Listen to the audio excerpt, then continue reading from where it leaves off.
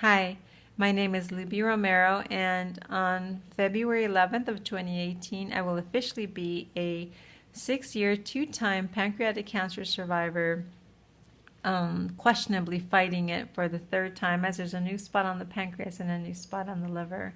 But this video I want to dedicate to my husband, the love of my life, my soulmate, who I lost in the middle of my journey.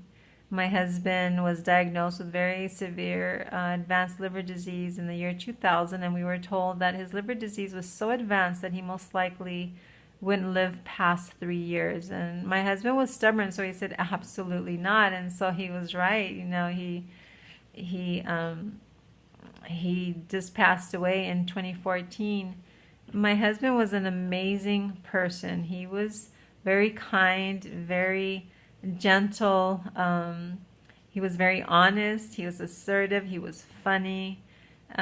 He was old school. If anybody even was approaching us in a sort of negative way, he just, he'd be assertive, and he'd look out for us, and he'd be sarcastic. And sometimes I would say, "Oh, honey, you shouldn't have done that." And he would say, "Well, they're not my problem. How they're feeling is not my problem."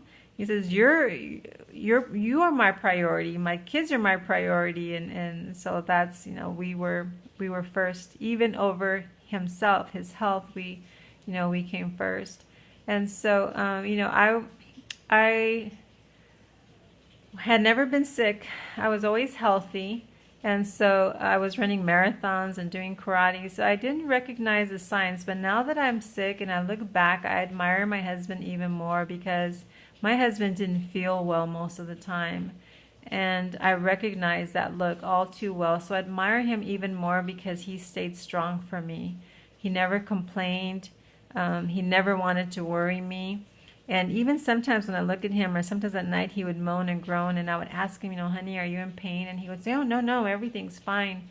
So he has left me with so much. He's left me with strength, with perseverance. He's left me with so many wonderful tools that I could pull on, and just that's what keeps me going. And he took such good care of me, and he took good care of himself for me, that I owe him to keep moving forward. And I have been through a lot. I have been through so much: 3 major surgeries, aggressive chemo, radiation, the vomiting, the nausea, the not being able to eat for 5 days, or even drink not one drop of water. The sensation, or this feeling of whenever I touched anything cold, like the refrigerator handle or the floor, or even open the refrigerator door, wherever the cold touched my skin, it felt like electrical frostbite plus electrical shock, and so on and so on. And my journey hasn't been easy, but the hardest part of my journey is continuing without my husband.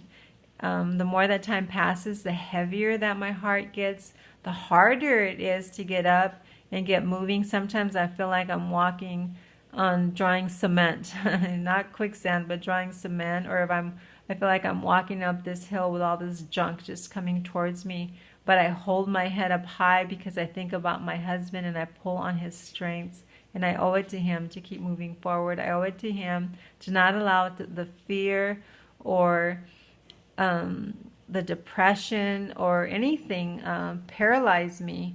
I owe it to him. I owe it to him because he was an amazing person, and in his own way, he gave his life for me. Because towards the end, when he was getting really sick, and I was saying, "Honey, I just don't know what I'd do without you," he would say, "Oh, Guadalupe, you're going to be okay. You're going to be okay, because God and I have an arrangement." And I mean, in his own way, he gave his life for me. And that's like the ultimate sacrifice. And I know how much I was loved, and he knew how much I loved him. And I'm just so grateful for that unconditional love. And so my faith keeps me going. He keeps me going. I carry him in my heart always, and I keep moving forward.